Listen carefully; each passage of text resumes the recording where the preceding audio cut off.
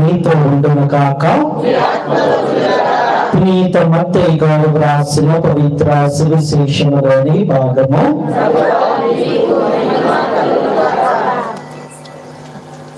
18వ అధ్యాయము.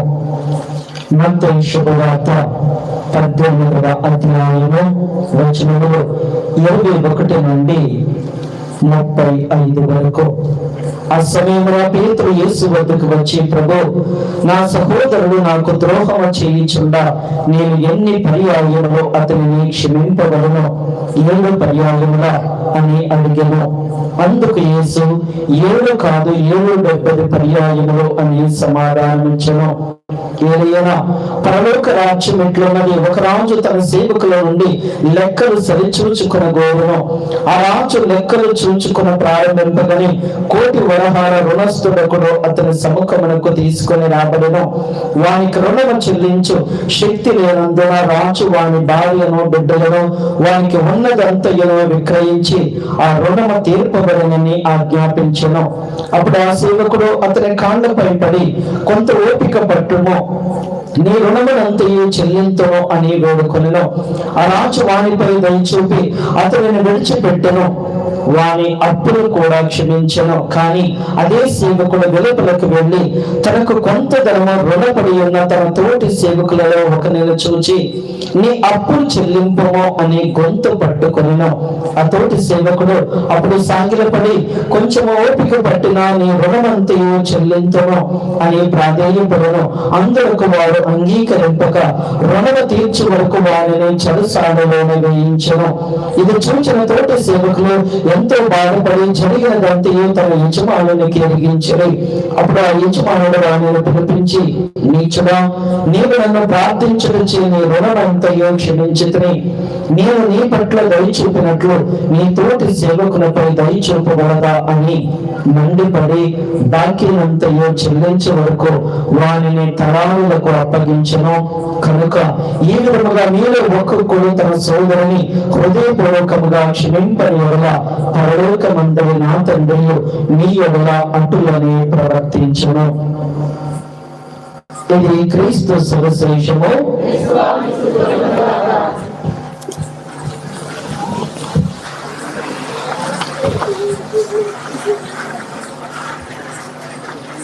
క్రీస్తునాథులందు మిక్కిలి ప్రియులకు సహోదరి సహోదరులారా, దేవునికి వదిలారా, యేసువా వందనం, యేసువా స్తోత్రం, యేసువా ఆరాధన, యేసువా మహిమ, తండ్రి వందనం, తండ్రి స్తోత్రం, తండ్రి ఆరాధన, ఆత్మదేవ వందనం, ఆత్మదేవ స్తోత్రం, ఆత్మదేవ ఆరాధన, మా రక్షకుడా వందనం, మా రక్షకుడా స్తోత్రం, మా రక్షకుడా ఆరాధన, మా విమోచకుడా వందనం, మా విమోచకుడా స్తోత్రం, మా విమోచకుడా ఆరాధన, సర్వనాథుడా వందనం, సర్వనాథుడా స్తోత్రం, సర్వనాథుడా ఆరాధన.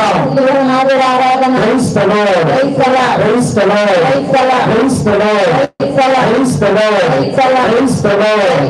యేసువా వందనం, యేసువా స్తోత్రం, యేసువా ఆరాధన.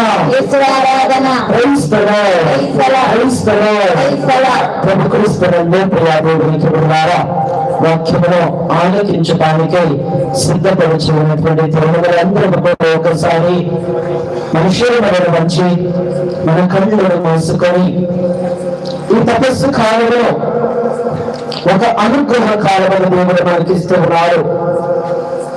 నా ప్రియములారా, 7 గ్రంథంలో దేవుడు పలుకుచున్నట్లుగాని మీ బట్టలు మార్చుకున్నంత మాత్రాన సరిపోదు, మీ గుండెలను ఫ్రయ్యలు చేసుకునండి అని అదే వాటి దేవుడు మనందరినీ కూడా ఈ రోజున ఆహ్వానిస్తూ ఉన్నారు.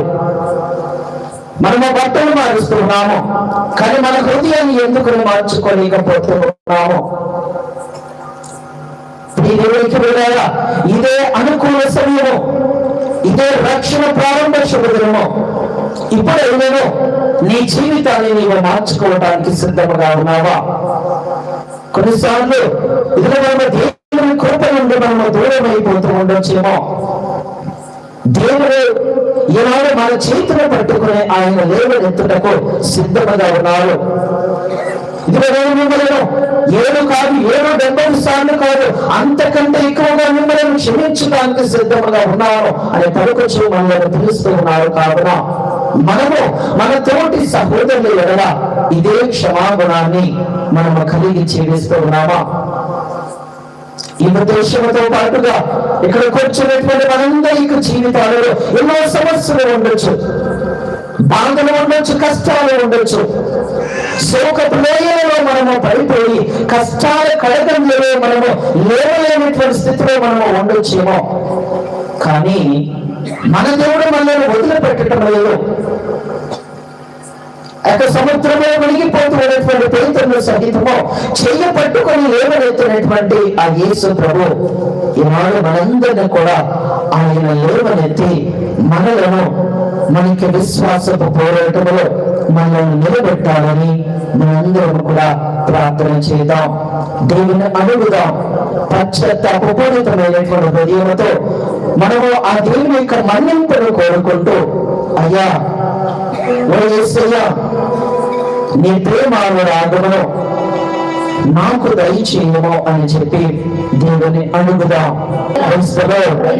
ప్రభు క్రీస్తు నందు ప్రియ సహోదరి సహోదరులారా, దేవుని ద్వారా ఇంత చక్కటి వాతావరణంలో మనందరం కూడా కూర్చొని నిన్నటి రోజు నుండి మనము సిలువ మార్గాలు చేసుకుంటూ దేవుని యొక్క వాక్యాన్ని ధ్యానం చేస్తూ ఉన్నటువంటి ఈ సమయంలో ప్రియ దేవునికి వెళ్ళారా, మిమ్మల్ని అందరినీ కూడా నేను బాధ పెట్టాలనేటువంటి నా ఉద్దేశం కాదు. కానీ మనము జీవిస్తూ ఉన్నటువంటి ఈ లోకము ఏ విధముగా ఉంది అని చెప్పి ఒక్కసారి మీకు గుర్తు చేస్తూ ప్రియ దేవునికి వెళ్ళారా, మనము చెడు దినాలలో ఉన్నాము.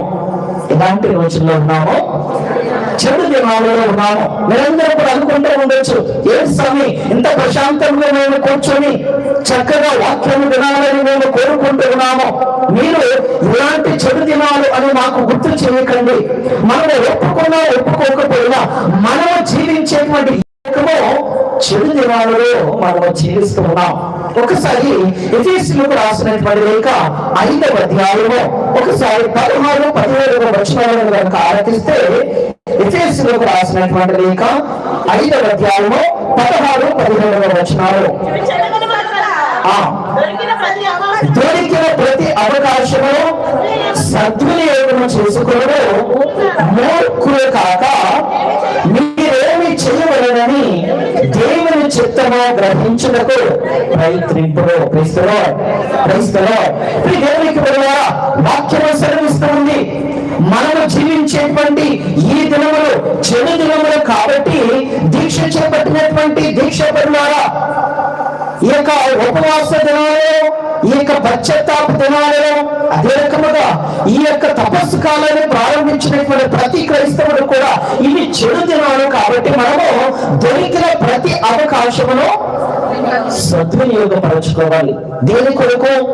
మనము దేవుని ఎందుకు చేరాలని సద్వినియోగపరచుకోవాలి.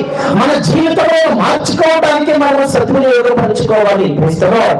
క్రైస్తవులు దేవునికి వెళ్ళారా, బైబిల్ గ్రంథపు వాక్యముతో పాటుగా నేను కూడా మీతో పాటు కలిసి వాక్యాన్ని ధ్యానం చేసే ముందు ఇవి చెడు దినాలు అని గుర్తు చేస్తూ ఒక 2 ఉదాహరణలు మొట్టమొదటిగా మీతో నేను పంచుకోవాలని ఆశపడుతూ ఉన్నాను. మొట్టమొదటిది దేవునికి వెళ్ళారా, మన రాష్ట్రంలో మహా అయితే ఒక నెల క్రితం జరిగినటువంటి సంఘటన మీ అందరికీ కూడా తెలుసు. దేవునికి వెళ్ళారా, మదనపల్లి అనేటువంటి ఆ యొక్క నగరంలో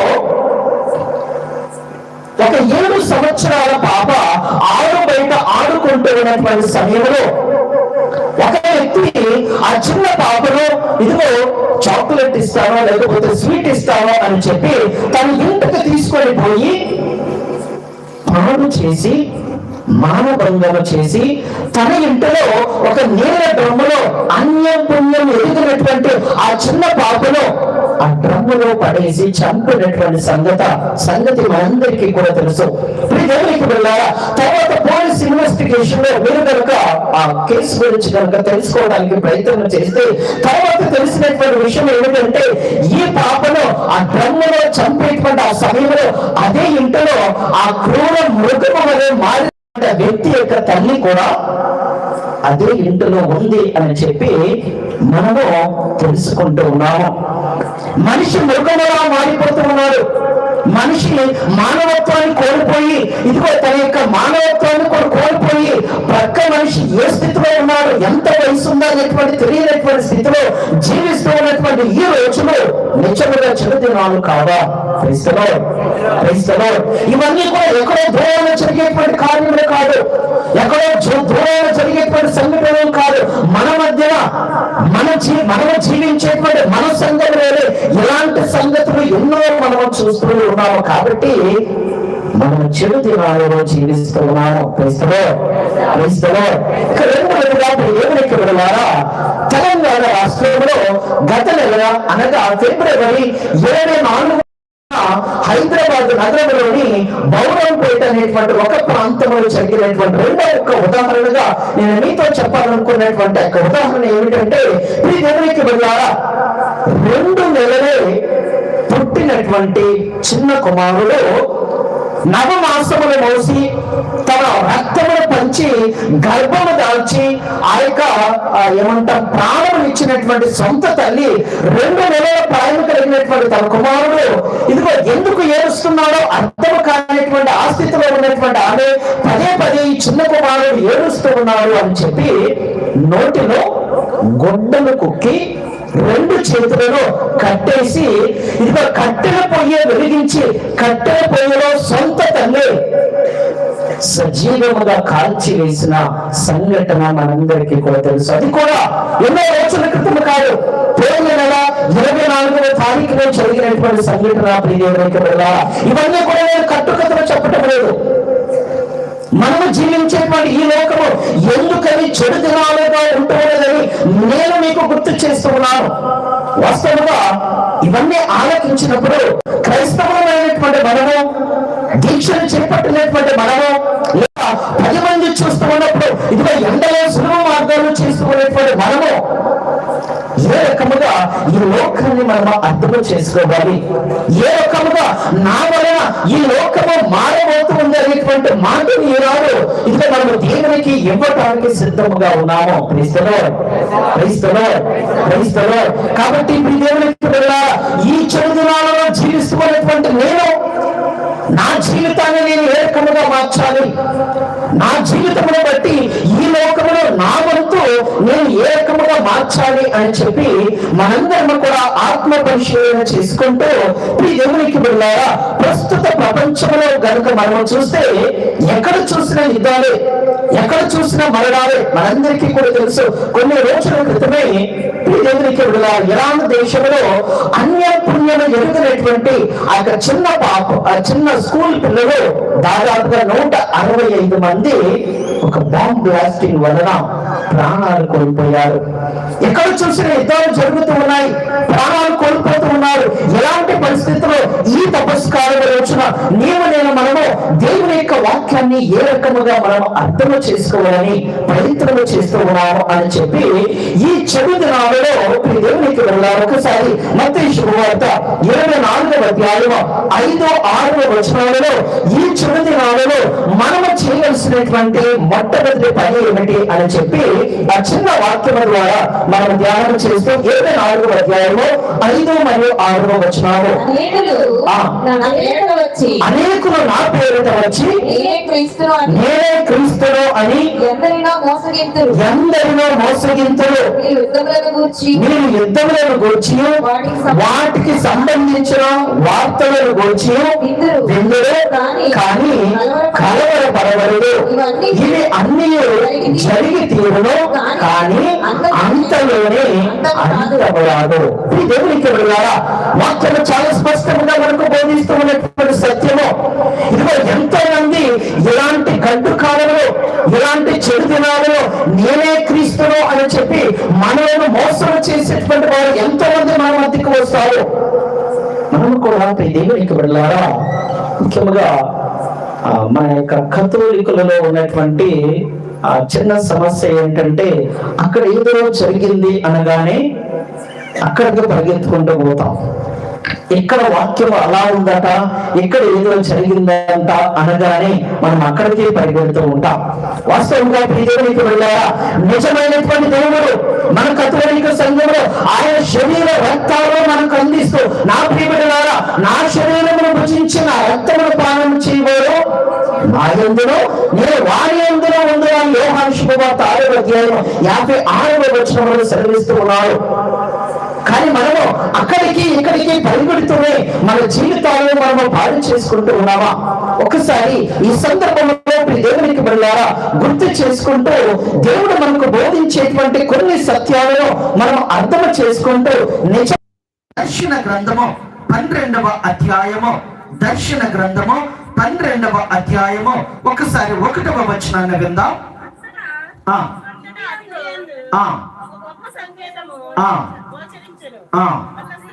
ఒక స్త్రీ దర్శనమిచ్చను, దేవుడే సూర్యుడే ఆమె వస్త్రములు, చంద్రుడు ఆమె పాదముల క్రింద ఉండను. దేవునికి బిడ్డలారా, ఈనాడు కథోలికులమైనటువంటి మనందరము కూడా ఈ చెడు దినాలలో మనము గర్వముగా చెప్పుకోవలసినటువంటి రెండవ అంశం ఏమిటంటే, మన ప్రక్కన ఆ మరియ తల్లి ఉన్నారు. ఎందుకనగా ఆమెకు 12 నక్షత్రములు కలిగినటువంటి కిరీటము దేవుడు అందిస్తూ, ఆ యొక్క పరలోకపు ఆ యొక్క భూలోకమును ఇదిగో ఆ యొక్క సూర్య రశ్మిలు అన్ని కూడా ఆమెకు అండగా నిలబడినటువంటి ఈ సమయంలో ఆమె మధ్యస్థ వేడుదలను మనము కోరుకుందాం. అదే రకముగా అదే 12వ అధ్యాయము ఒకసారి 9వ వచనమును కూడా మనం ఆలకిస్తే, బయటకు పంపబడేను. ఆ సర్పము సుపరిచితమైనది, పిశాచము సైతాను అను నామముల గల ఆ సర్పమే లోకమనంతటిని మోసగించినది. అతడును అతని అనుయాయులకు దూతలను భూమికి నెట్టబడిరి. దేవునికి బిడ్డలారా, మరలా మనం అదే అధ్యాయంలో 9వ వచనంలో మనం ఆలకిస్తున్నాము. ఆ భయంకర సర్పము బయటకు గెంటి వేయబడినది. ఆ సర్పమునకు మనందరము కూడా భయపడటం కాదు. అక్కడ ఏముంది? సుపరిచితులమే, మనందరము కూడా తెలిసినటువంటి వాళ్ళమే. ఆ సర్పమునకు కూడా తెలుసు మనల్ని ఎలా పడేయాలి, మనల్ని ఎలా కృంగ తీసుకోవాలి, మనల్ని ఎలా లొంగ తీసుకొని అది కబళింప వేయటానికి ఎదురు చూస్తూ ఉంది. కాబట్టి దేవునికి బిడ్డలారా, ఇదిగో మనకు ఒక ప్రక్కన మరియ తల్లి మన పక్షాన ప్రార్థన చేస్తూ, మన పక్షాన పోరాటం చేస్తూ ఉన్న మనము మాత్రము ఆ యొక్క సర్పములకు సుపరిచితులమై జీవిస్తూ ఆ సర్పం యొక్క సంఖ్యలను పడిపోతూ ఉన్నామా? Praise the lord, praise the Lord. ఈ చెడు దినాలలో నీవు నేను మనందరము కూడా ఆ భయంకరమైనటువంటి సర్పము నుండి బయటపడటానికి మనం ఎలా ప్రయత్నం చేస్తూ ఉన్నామో? ప్రార్థన చేస్తున్నాం, సరిపోతుందా? ఉపవాసములు చేస్తున్నాం, సరిపోతుందా? లేకపోతే ఒక 10 రూపాయలు దానం చేస్తున్నాం, సరిపోతుందా? Praise the lord, praise the lord.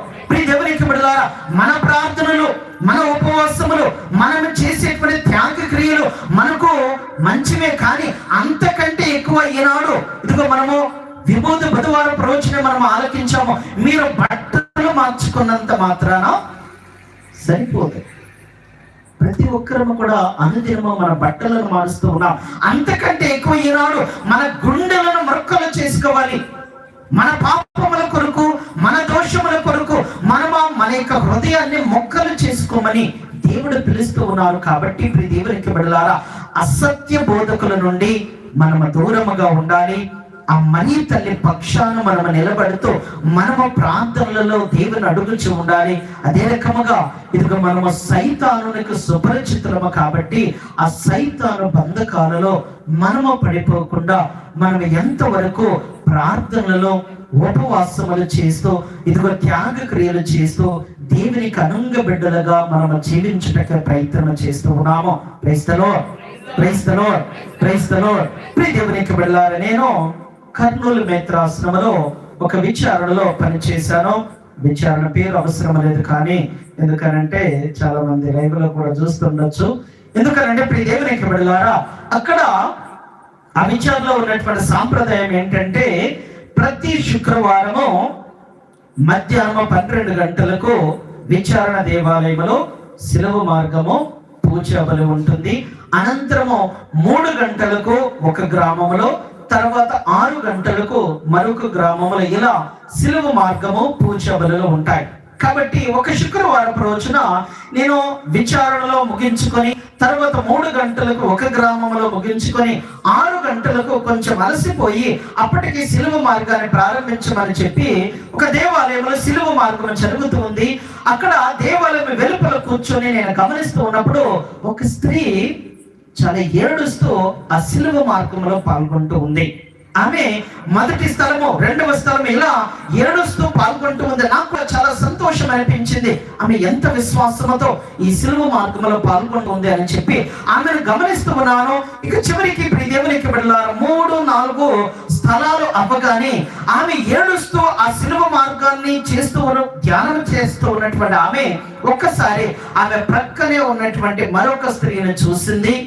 వెంటనే ముఖాన్ని చెట్లించుకొని ఏడవటం ఆపేసింది. శిలువ మార్గంలో పాల్గొనటం మానేసింది. ఇక ధ్యానం చేయటం మానేసి ఇక వెనుకకు వచ్చి కూర్చుంది. ఇదంతా కూడా నేను కూడా గమనిస్తూ ఉన్నాను. ఇక శిలువ మార్గం అయిపోయింది, పూజ బలి కూడా అయిపోయింది. నేను కూడా మనిషినే కాబట్టి అసలు ఏం జరిగిందో తెలుసుకుందామని ఆతురతతో ఇక పూజ అయిపోయిన తర్వాత ఏదో అల్పాహారముగా పులిహార పెడితే నేను కూడా తింటూ ఆమెను పిలిచి, అమ్మ ఏం జరిగింది? నేను గమనించాను, మొదట 2-3 స్థలాలు మాత్రం చాలా విశ్వాసంతో ఏడుస్తూ నీవు ధ్యానం చేసావు కదా, తర్వాత ఎందుకని నీవు ఇక వెనుక్కు వచ్చి కూర్చున్నావు అని అన్నప్పుడు, స్వామి నేను దీక్ష తీసుకొని ఇది దాదాపుగా 15-16 సంవత్సరాలు అవుతూ ఉంది. నేను ప్రతి సంవత్సరం కూడా దీక్ష తీసుకుంటా, 40 రోజులు కూడా నేను ఉపవాసం ఉంటా. ఇలాంటి శిలువ మార్గాలు ఎన్నైనా నేను చేయడానికి సిద్ధమే, కానీ నా ప్రక్కన ఉన్నటువంటి ఆమె అంటే నాకు ఇష్టం లేదు. నేను అప్పటి వరకు చాలా మంచిగా భక్తితో ధ్యానం చేశాను స్వామి, కానీ ఒక్కసారి ఆమె ముఖాన్ని చూడగానే నా భక్తి అంతా పోయింది అంది. అది వాస్తవమే, కానీ ప్రియ దేవునికి బిడ్డలారా, మనం ఏడుస్తూ ఎన్ని శిలువ మార్గాలు చేసామనేటువంటిది ముఖ్యము కాదు, మనం ఏడుస్తూ ఎన్ని ఉపవాసాలు చేసామనేటువంటిది ముఖ్యము కాదు, కానీ నీ తోటి నరుని మనము ప్రేమించలేకపోతే, మనము వారి మీద మన యొక్క క్షమాగుణాన్ని చూపించలేకపోతే ఏమి ఉపయోగము?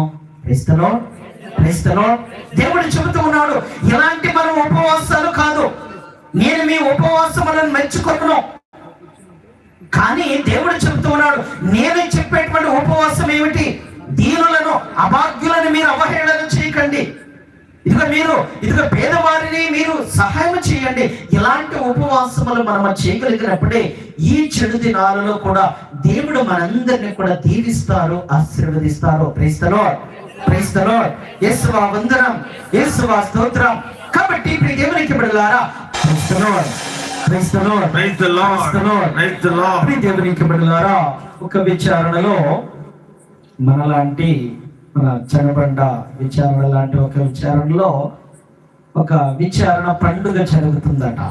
అప్పుడు విచారణ పండుగ జరుగుతున్నప్పుడు మనందరికీ కూడా తెలుసు, కొంతమంది సంఘ పెద్దలు భోజనాల నిమిత్తం వాళ్ళు హడావుడిగా ఉంటారు, కొంతమంది డెకరేషన్ చేసే వాళ్ళు హడావుడిగా ఉంటారు, ఇంకొంతమంది పాటలు పాడేటువంటి వాళ్ళ హడావుడి వారికి ఉంటూనే ఉంటుంది. కాబట్టి ఆ విచారణలో ఒక పాటలు పాడేటువంటి ఆమె పండుగ రాగానే పండుగ అంతా ఆమెలోనే కనపడద్దట. కాబట్టి ఆ పండుగ రోజుల్లో ఆమె చక్కగా పాటలన్నీ కూడా ప్రాక్టీస్ చేసింది. ఇక సాయంత్రం పండుగ పూజ ఉంది. మధ్యాహ్నము తన ఇంటికి వెళ్ళి తన భర్తను పిలిచింది, అయ్యా ఈ రోజున నేను పండుగ పూజలో పాటలు పాడుతూ ఉన్నాను, నేను అందంగా కనపడాలి కాబట్టి నీవేం చేస్తావో నాకు తెలియదు, వెళ్ళి ఒక మంచి శారీని తెమ్మని అడిగిందట. అప్పుడు వాస్తవంగా అడగటంలో తప్పులేదు, కానీ ఆ భర్త దగ్గర ఆ సమయానికి డబ్బులు లేవు. అప్పుడు ఆ భర్త సరే తేవకపోతే ఆ రోజున పండగలాగా ఉండదని మనందరికీ తెలుసు కాబట్టి సరే తెస్తానని చెప్పి షాప్కి వెళ్ళాడు. ఏదో ఒక తక్కువలో తక్కువ ఒక 300-400 పెట్టి ఒక శారీని తెచ్చాడు. కానీ ఆ శారీ తన భార్య సింగర్ అయినటువంటి ఆమె ఇష్టపడుతుందో లేదో అనేటువంటి భయంతో ఆయన ఇక పండుగ పూజ దగ్గర పడుతుంది అనేటువంటి సమయానికి వచ్చి ఇంటి బయట ఆరు బయట ఆడుకుంటూ ఉన్నటువంటి తన కొడుకును పిలిచి, అది మీ అమ్మ ఏం చేస్తుంది అని అడిగినప్పుడు, అమ్మ లోపల రెడీ అవుతుంది, ఇక నువ్వు రావటమే పూజకి వెళ్ళాలని సిద్ధపడుతుంది అన్నప్పుడు, సరే ఈసారి మీ అమ్మకి ఇచ్చేయి, నాకు కొంచెం పని ఉంది, నేను మెల్లగా వస్తానని చెప్పి మీరిద్దరు రెడీ అయ్యి వెళ్ళిపోండి అని అన్నాడట. క్రైస్తలో అప్పుడు దేవునికి వెళ్ళారా, ఈ యొక్క అబ్బాయి ఆ శారీని వాళ్ళ అమ్మకి ఇచ్చాడు. ఈలోపు ఆ సింగర్ అనేటువంటి ఆమె ఇక మేకప్ వేసుకుంటూ వాడిని పిలిచి అరే లిప్స్టిక్ ఇవ్వమని చెప్పిందట. వీడు ఈ యొక్క ఆటల సమయంలో మర్చిపోయి లిప్స్టిక్ బదులు ఫెవిక్విక్ ఇచ్చాడట. ఈమె కూడా అరే నేను పాటలు పాడాలి, త్వరగా వెళ్ళాలి, అందంగా కనపడాలి అనేటువంటి ఆ యొక్క ఏమంటాం తొందరపాట్లో ఆ ఫెవిక్విక్ రాసుకుంది. ఆ నోరు అతుక్కుపోయింది. ఇక పూజ సమయం అయిపోయింది కదా అని చెప్పి, నా భార్య వెళ్ళిపోయింది అని చెప్పి తన భర్త కూడా ఇంటికి వచ్చాడు. ఈ లోపల ఇంకా తన కొడుకు బయట ఆడుకుంటున్నాడు. అరే వాడిని పిలిచి, ఏంటరా నువ్వు ఇంకిక్కడే ఉన్నావు, మీ అమ్మ ఎదురంటే, నీ పని అయిపోయిందిలే, అమ్మ లిప్స్టిక్ ఇవ్వమంటే నేను ఫెవిక్విక్ ఇచ్చాను, అక్కడ పూజ పోయింది, నీ శారీ కూడా నచ్చలేదంట, నీ పని అయిపోయింది అని చెప్పి తన కొడుకు చెప్పాడట. క్రైస్తలో ఏదో నవ్వుకోవటానికి ఇప్పుడు దేవునికి బిడ్డలారా, కొన్నిసార్లు మన ఆడంబరాలు, మన ఆలోచనలు, మన యొక్క తలంపులు ఏ రకముగా ఉంటూ ఉన్నాయి.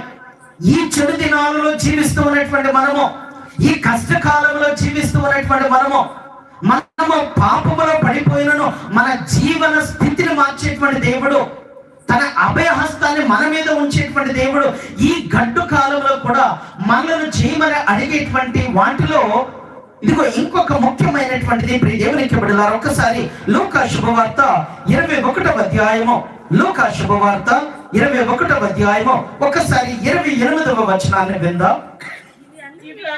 ఇవి అన్నీ సంభవింపనున్నప్పుడు ధైర్యముతో తల ఎత్తి చూడుడు. Praise the Lord. దేవునికి బిడ్డలారా, వాక్యం సెలవిస్తూ ఉంది, ఇవి అన్నీ సంభవించినప్పుడు. ఇవి అన్నీ అంటే ఏమిటి? యుద్ధాలు జరుగుతూ ఉన్నప్పుడు, ఎంతో మంది నేనే క్రీస్తునని మనల్ని మోసము చేసినప్పుడు, మనము ప్రారంభముగా ఆలకించినటువంటి మృగాలుగా మారిపోతూ ఉన్నటువంటి మనుషులు జీవిస్తూ ఉన్నటువంటి ఈ సమయంలో కూడా ఇవి అన్నీ జరుగుతూ ఉన్నప్పుడు క్రైస్తవులము కథోలికులమైనటువంటి మనం ఏం చేయాలట? ధైర్యముతో తల ఎత్తుకుని చూడాలి. నిజముగా ప్రియ దేవునికి బిడ్డలారా, మీరు బయటకు చెప్పనవసరం లేదు, కానీ ఇక్కడ కూర్చున్నటువంటి వారందరిలో చివరికి మేము కూడా ఒకవేళ దేవుడు ఇదే సమయానికి ఆయన రెండవ రాకడగా ఆయన మన మధ్యకి వస్తే ఆయన ముందు తల ఎత్తుకొని మనలో ఎంతమంది నిలబడగలమో, మనము ధైర్యముతో ప్రభు నేను నీ కొరకే ఎదురు చూస్తూ ఉన్నాను అని చెప్పి మనము ధైర్యముతో ఆయన ముందు నిలబడగలిగేటువంటి ఆ ధైర్యము మనలో ఎంతమందికి ఉంది? Praise the lord.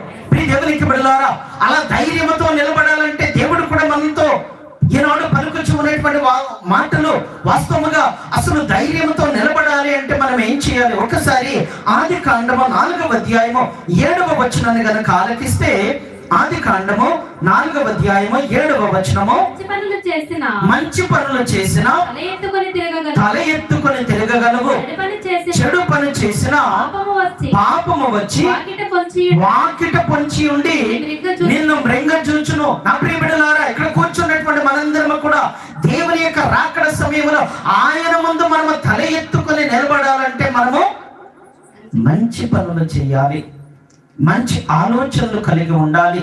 ఒకవేళ చెడు ఆలోచనలు కనుక మనం కలిగి జీవిస్తే మన ఆలోచనలు బట్టి ఆ అపవాది మన ముందుకు వచ్చి మనలను మృంగజూచునంట. Praise the lord. నిజముగా దేవునికి బిడ్డలారా, మన ఆలోచనలు ఎంత స్వచ్ఛముగా ఈ సమయంలో ఉన్నాయి. మనందరం కూడా చాలా సార్లు ఉదయం లేవగానే ప్రార్థన చేస్తాం, ప్రభు నన్ను చల్లగా చూడు, నా భర్తను చల్లగా చూడు, నా బిడ్డలను చల్లగా చూడు, కానీ నా ఇంటి ప్రక్కన వారిని మాత్రం ఓ చూపు చూడాలనుకుంటాం. అలా చేసేటువంటి ప్రార్థన నిజముగా ఇదిగో మీ యొక్క ఆలోచనలు మంచివైతే మనతో పాటుగా మన తోటి నరులు కూడా మంచిగా ఉండాలని మనము భావించకపోతే మన ప్రార్థనను దేవుడు ఎలా ఆలకిస్తాడో మరలా మనము ఇదిగో కీర్తనల గ్రంథము 3వ అధ్యాయము 3వ వచనములో ఆలకిస్తే 3వ అధ్యాయము 3వ వచనము డాలు వంటి వాడవు, గౌరవమును చేకూర్చి పెట్టువాడవు, నేను తల ఎత్తుకొని తిరుగునట్లు చెయ్యువాడవు కూడా ఆ ప్రభువే. ప్రియ దేవునికి బిడ్డలారా, మంచి ఆలోచనలతో ఉంటే, మంచి పనులను చేయాలనేటువంటి తలంపుతో ఉంటే, 10 మందిని ఇదిగో నా సహోదరులను భావించేటువంటి మనస్సు కనుక ఉంటే, ఆ ప్రభువే మనలను తల ఎత్తుకుని చేసేటువంటి దేవుడు ఆయన మన పక్షాన ఉంటాడు. అలా కాకుండా మనం ఎప్పుడైతే చెడు ఆలోచనలతో చెడు మాటలతో కనుక మనం జీవిస్తూ ఉంటే మనము కూడా ఇలానే దేవుని ముందు తలదించుకునేటువంటి అవసరం ఉంది. నేను కూడా ఇక్కడైతే కాదులే, కానీ ప్రియ దేవునికి బిడ్డలారా, ఒక రోజున ఒక విచారంలో పాప సంకీర్తనానికి కూర్చున్నాను. అలా పాప సంకీర్తనానికి చేసేటువంటి ఆ సమయంలో ఒక తల్లి వచ్చింది. Praise the lord, praise the lord, praise the Lord. ఆమె వచ్చి మోకరించి పరలోక జపం, మంగళవార్త జపం, త్రిత్వ స్తోత్రం, ఉత్తమ మనస్తాప జపం అన్నీ చెబుతుంది. నేనమ్మా ఈ జపాలు అప్పచెప్పే సమయం కాదు, సరే అన్నీ తర్వాత చెబుతూ కానీ ముందు పాపాలు ఏమైనా ఉంటే ఒప్పుకో అన్నాను. అప్పుడు స్వామి ఏ పాపాలు లేవు అంది. మరి లేకపోతే ఎందుకు వచ్చావని అన్నా. కానీ నాయన అయితే ఏ పాపాలు చేయలేదు, కానీ అన్ని పాపాలనే మా కోడలే చేస్తుందండి అంది. మరి మీ కోడలు పాపాలు మీ కోడలు ఒప్పుకుంటుందిలే, అవి నువ్వెందుకు చెప్పటం అని అన్నప్పుడు, స్వామి మీకు తెలియదేమో, అవసరమైతే మా ఊర్లోకి రా, అందరూ చెబుతారు నేను మంచిదానా మా కోడలు మంచిదా. ప్రియ దేవునికి బిడ్డలారా, ఇలాంటి ఆలోచనలు కలిగినటువంటి వారు పాపము చేయలేదని మనం ఎలా అంటాము? నిజముగా ప్రక్క వారిని వేలెత్తు చూపే ముందు మన కంటిలో ఉన్నటువంటి దూలమును మనము ఈనాడు తీసివేసుకోవడానికి ప్రయత్నం చేయాలి. అలా కాకుండా ఎదుటి వారి కంటిలో ఉన్నటువంటి నలుసును మనం తీసివేయడానికి ప్రయత్నం చేస్తూ నా కంటిలో ఉన్నటువంటి ఎంత పెద్ద పాపాన్ని మాత్రం దాచిపెట్టడానికి ప్రయత్నం చేస్తూ ఉన్నామా? మంచి ఆలోచన కలిగి ఉండాలని దేవుడు కోరుకుంటూ ఉన్నాడు.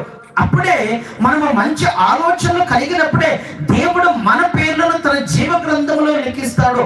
ఒక ఉదాహరణగా ప్రియ దేవునికి బిడ్డలారా, మోషే ప్రవక్తను గనుక మనం తీసుకుంటే ఒకసారి నిర్గమకాండము 32వ అధ్యాయము, నిర్గమకాండము 32వ అధ్యాయము ఒకసారి 31వ వచనం నుండి ఆలకిద్దాం. అతడు ప్రభువును సమీపించి ప్రభు ఈ ప్రజలు ఘోర పాపము చేసిరి, వారు బంగారముతో దేవాలయం చేసుకొనిరి. అయినను నీవు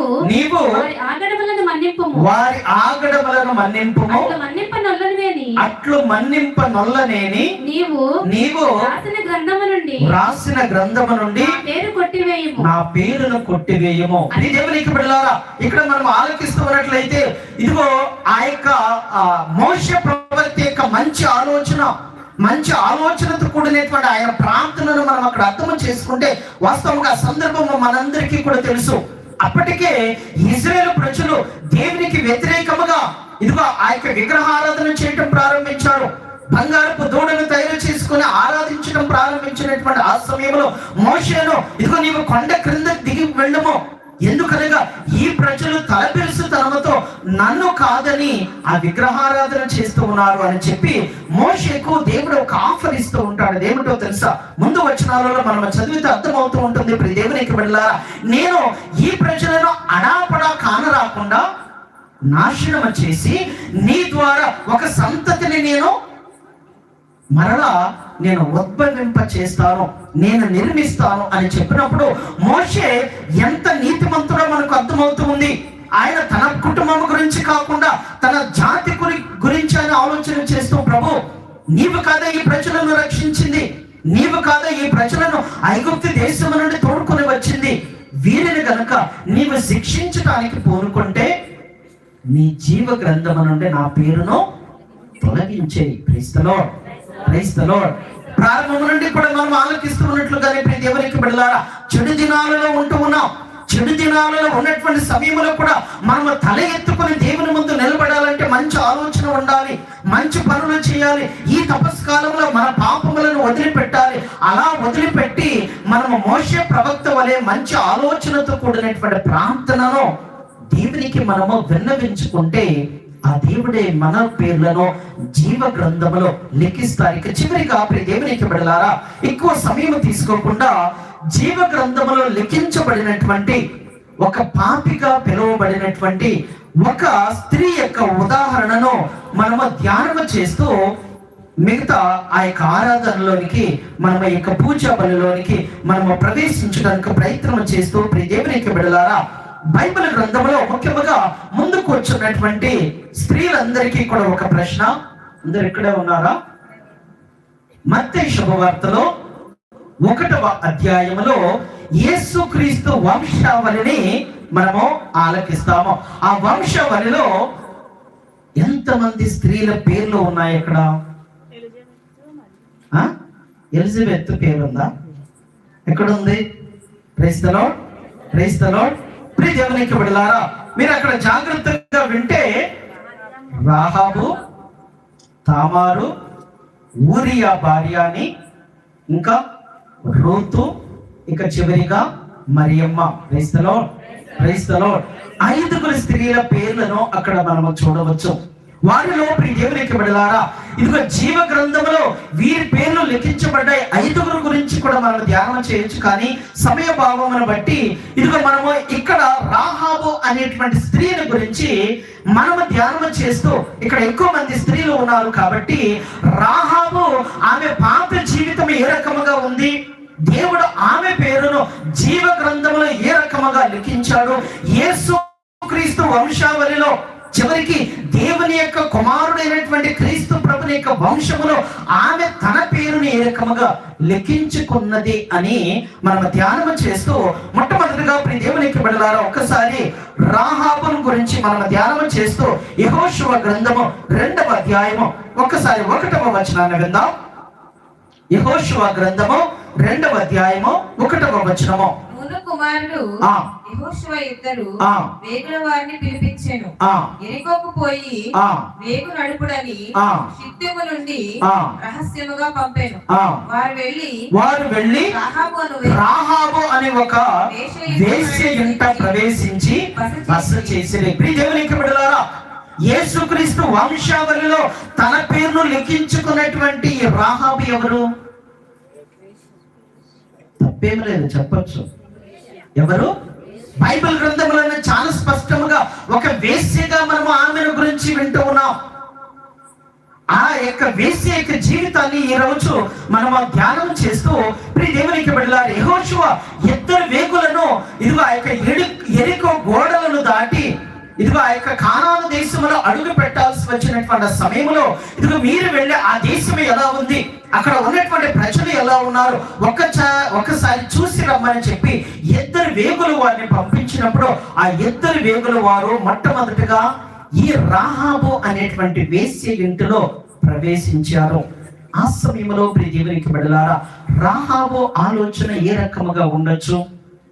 మనందరం కూడా ఇదిగో వాక్యములో కూడా మనం ధ్యానం చేయొచ్చు. తర్వాత మీరు ఆ అధ్యాయం అంతా కూడా చదివితే ప్రియ దేవునికి బిడ్డలారా, రాహాబు ఇదిగో ఆ యొక్క ఇంటిలో ప్రవేశించినటువంటి 2 వ్యక్తులతో ఇదిగో నాకు ఈ రోజున డబ్బు రావచ్చేమో, ఈ రోజున ఈ 2 వ్యక్తులు నాతో నా శరీరమును పంచుకోవచ్చేమని చెప్పి ఆమె భావించింది. Praise the lord, praise the lord. యేసువా వందనం, యేసువా స్తోత్రం, యేసువా ఆరాధన. Praise the lord, praise the lord. కనుక ప్రియ దేవునికి బిడ్డలారా, ఆమె ఆ 2 వేగులతో ఈనాడు నా శరీరమును పంచుకోవచ్చు, డబ్బులు సంపాదించొచ్చని భావించి ఉండొచ్చేమో.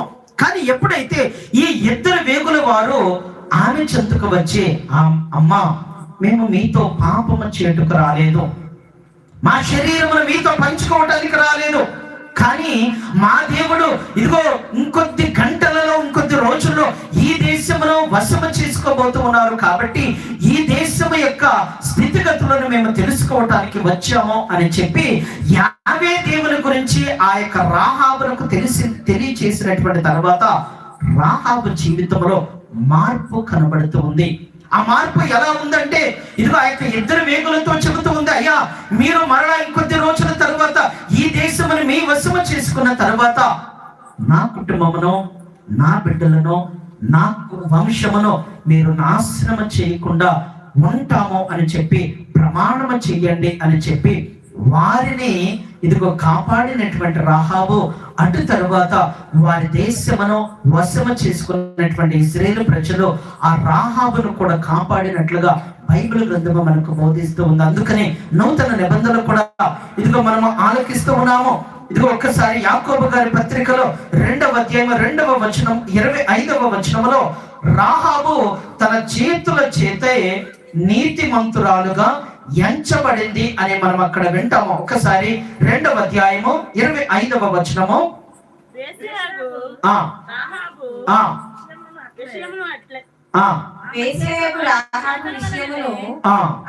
అట్లే తన చేతుల వలననే ఆమె నీతిమంతురాలుగా ఎంచబడెను. ఆమె యూదుల దూతలను ఆహ్వానించి వేరొక మార్గము ద్వారా వారు వెడలుటకు తోడ్పడినది. దేవునికి బిడ్డలారా, వేశ్యకు రాహాబు విషయంలో కూడా అట్లే తన చేతుల ద్వారానే ఆమె తన పనుల ద్వారానే ఆమె నీతిమంతురాలుగా ఎంచబడింది. ఈనాడు దేవునికి బిడ్డలారా, వేశ్యగా పిలువబడినటువంటి ఆ రాహాబు యొక్క వంశము మనందరికీ కూడా తెలుసు. రాహాబు ఇదిగో సల్మానును పెళ్లి చేసుకోగా బోవాజు జన్మించాడు. బోవాజు రూతును పెళ్లి చేసుకోగా ఓబేదు జన్మించాడు. ఓబేదునకు ఈషాయి జన్మించాడు. ఈషాయినకు దావీదు జన్మించాడు. మనము ఖచ్చితత్వముతో మనము మాట్లాడుకుంటే రాహాబు అనేటువంటి వేశ్య వంశము నుండి నీతి కలిగినటువంటి దేవుని ఎడల భయభక్తులతో జీవించేటువంటి దావీదు మహారాజును నిలబెట్టాడు ఆ దేవాతి దేవుడు. ప్రియ దేవునికి బిడ్డలారా, కాబట్టి ఈనాడు మన పేర్లు ఆ జీవ గ్రంథములో లిఖించబడాలంటే మన పాపపు జీవితం ఎలా ఉందనేటువంటిది ముఖ్యము కాదు. నిన్నటి వరకు నా జీవితం ఎలా ఉందనేటువంటిది ముఖ్యము కాదు. ఈనాడు నా చేతుల ద్వారా నా యొక్క చెడు ఆలోచనలను ప్రక్కన పెట్టి నా పనుల ద్వారా నేను నీతిమంతునిగా దేవుని ముందు తల ఎత్తుకుని నిలబడి నా పేరును ఆ జీవ గ్రంథములో లిఖించుకునేటువంటి మంచి జీవితమును నేను జీవించుటకు సిద్ధముగా ఉన్నానా? ఆ యేసయ్య మనందరినీ పేరు పేరున పిలుస్తూ ఉన్నారు. పేరు పేరున మనందరినీ కూడా ఆయన పిలిచి, నా కుమారుడా, నా కుమార్తె, నేను నీ కొరకు మరణించాను, నీవు నా కొరకు మార్పు చెందవా? నేను నీ కొరకు రక్తమును చిందించాను, నీవు నా కొరకు నీ పాపమును వదిలిపెట్టవా? నేను నీ కొరకు ఆ సిలువలో నా ప్రాణమును దారపోశాను, నీవు నా కొరకు నీ పాపములను, నీ శారీరకమైనటువంటి బలహీనతలను వదిలిపెట్టవా అని చెప్పి ఆ యేసు ప్రభు పదే పదే మనలను అడుగుచూ ఉన్నారు. ప్రియ దేవునికి బిడ్డలారా, ఈ తపస్సు కాలంలో, ఈ అనుగ్రహ కాలంలో మన కుటుంబాలకు, మనకు ఆ దేవుని అనుగ్రహాలు నూరంతలుగా లభించాలని ఈ తపస్సు కాలంలో మనందరం కూడా ప్రార్థన చేస్తూ మరొకసారి అందరం కూడా ఒకసారి మన శిరములను వంచి ఆత్మ పరిశీలన చేసుకుంటూ, నా ప్రియ బిడ్డలారా, నేను మిమ్మలను క్షమించుటకు, మిమ్మలను నా బిడ్డలుగా మార్చుటకు అనుదినము కూడా నేను ఆ సిలువలో మరణిస్తూ ఉన్నారు అని పలుకుచూ ఉన్నారు. కావున నిజముగా మనము మంచి ఆలోచన కలిగి తల ఎత్తుకుని దేవుని ముందు నిలబడేటువంటి వారులముగా ఈ తపస్సు కాలంలో మనలను మనము మార్చుకున్నటకు సిద్ధముగా ఉన్నామా? సామెతల గ్రంథము 28వ అధ్యాయము 13వ వచనములో వాక్యము సెలవిస్తూ ఉంది, ఎవడు తన పాపములను కప్పిపెట్టుకుంటాడో వాడు బాగుపడడు అనే వాక్యము సెలవిస్తూ ఉంది. నిజముగా ఇంకను మనము ఈ తపస్సు కాలంలో మన పాపములను కప్పిపెట్టుకుని జీవిస్తూ ఉన్నామా? రాహాబు ఆమె వేశ్యగా జీవించినను ఒక్కసారి పశ్చాత్తాపపడ్డారు. ఒక్కసారి నిజమైనటువంటి దేవుని నమ్ముకున్నటువంటి ఆ రాహాబు తన పాపమును వదిలిపెట్టి నీతిమంతురాలుగా తన చేతుల ద్వారా ఆమె నిరూపించుకొని ఈనాడు ఇదిగో దావీదు వంశములో ఒక పుణ్య స్త్రీ వలె, యేసుక్రీస్తు వంశవలిలో తన పేరును ఆ జీవ గ్రంథములో లిఖించుకునేటువంటి గొప్ప జీవితాన్ని జీవించినటువంటి రాహాబును మనము సాదృశ్యముగా తీసుకుంటూ ఈ తపస్సు కాలంలో మనము కాకి వలె అటు ఇటు తిరుగుచు మన జీవితాన్ని వ్యర్థము చేసుకుంటూ ఉన్నామా? లేక మన యజమానుడైనటువంటి క్రీస్తు ప్రభు ఏ పని నిమిత్తమై ఈ లోకమునకు మనలను పంపించారో ఆ పనిని పూర్తి చేసుకొని చిగురించినటువంటి వృక్షము వలె తిరిగి ఆయన చెంతకు మనము నీతిమంతులముగా వెళ్ళుటకే మన జీవితాలను మార్చుకుందామా? ఆత్మ పరిశీలన చేసుకుంటూ ఈ మన గ్రామమును, మన విచారణను, పూజలు సమర్పించినటువంటి వారిని, వివిధ రకాలైనటువంటి వ్యాధులు, బాధలు, కష్టాలతో సతమతమయ్యేటువంటి వారిని దేవుడు కనికరముతో చూస్తూ వారిని దీవించాలని మరొకసారి మన విచారణ గురువుల యొక్క తలంపులని తపస్కాలంలో ఆయన చేపడుతూ ఉన్నటువంటి ప్రతి ఆధ్యాత్మిక కార్యక్రమాన్ని దేవుడు విజయవంతముగా తన మహిమార్థమై జరిపించాలని ప్రార్థన చేద్దాం. పిత, పుత్ర, పవిత్రాత్మ నామమున